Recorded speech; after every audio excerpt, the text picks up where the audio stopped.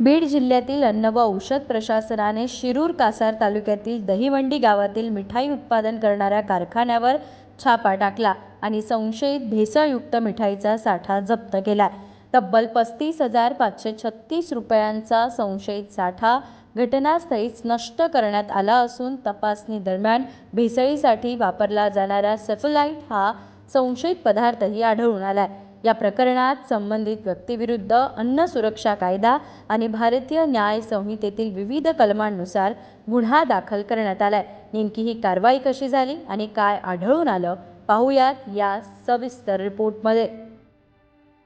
जे कस्टमर दुकान आहे त्याच्यामध्ये केक आणि खूप काही मिठाईचे पदार्थ बनले जातात आणि त्याच्यामध्ये भेसळ होते अशी आम्हाला बातमी मिळाली होती. त्यावर मी आमचे सेकंड अधिकारी एस आय कुलकर्णीला पाठवलं होतं आणि त्यानंतर आम्हाला दिसलं गेलं तर आम्ही त्यानंतर फूड इन्स्पेक्टर गाडी साहेब यांना पण बोलून घेतलं आणि असे सेफच्या कारवाई केली. या ठिकाणी आम्हाला कमीत कमी अंदाजे 150 किलोचा मटेरियल मिळाला असून त्या मटेरियलमध्ये शरीरासाठी अपायकारक असे पदार्थ आहेत, 7 पदार्थ आहेत.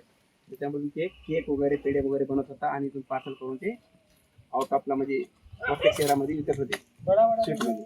त्यामध्ये आम्ही एक कारवाई केली असून आज त्या फूड इन्स्पेक्टर यांनी आमच्याकडे तक्रार दिली आणि एक आरोपी ताब्यात दिला आणि त्याला आम्ही ताब्यात घेतला. आज पोलीस स्टेशनला गुन्हा रजिस्टर क्रमांक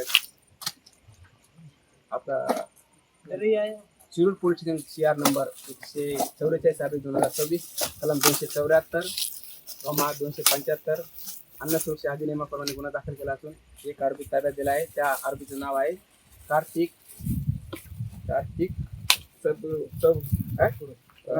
राजपुरोहित.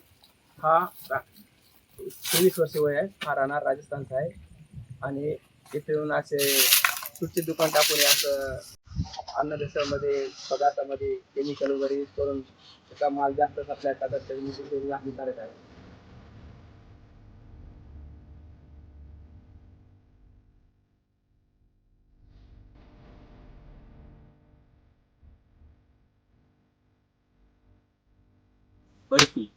या दहिवंडी या ठिकाणी सदर पेढीमध्ये एकूण 7 अन्न पदार्थ आम्ही विश्लेषणासाठी घेतले आहेत. त्यामध्ये सॅफोलाइट नावाचा नॉन फूड अखाद्य पदार्थ सदर पेढीमध्ये उत्पादित करत असलेल्या पदार्थामध्ये व्हाईटनिंगसाठी वापरत असल्याचा संशयच्या बेसिसवर सदर शिरूर कासार पोलीस स्टेशन येथे आम्ही गुन्हा रजिस्टर केला. आता सदर कारवाईमध्ये भारतीय न्याय संहितेमधील कलम 274 275 नमूद करून सदर गुन्ह्याची पुढील चौकशी माननीय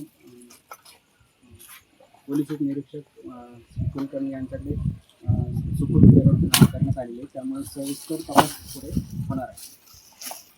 सदर पीडित हजर व्यक्तीस याविषयी विचारले केलं असं त्यांनी याविषयी समाधानकारक उत्तर दिले नसून त्याच्याकडे खरेदी विक्री गुन्हे आढळून आले नाही. त्याबद्दल पुढील तपास करणार. दरम्यान दहिवंडी येथील जय श्रीकृष्णा केक अँड बर्फी येथे करण्यात आलेल्या या कारवाईनंतर संबंधित व्यवसाय पुढील आदेशापर्यंत बंद ठेवण्याचे निर्देश अन्न व औषध प्रशासनाने दिलेत. नागरिकांच्या आरोग्याशी खेळ करणाऱ्यांविरोधात यापुढेही कठोर कारवाई सुरू राहणार असल्याचा इशाराही प्रशासनाने दिलाय. बाई माणूससाठी सुकेश नाईकवाडे, बीड.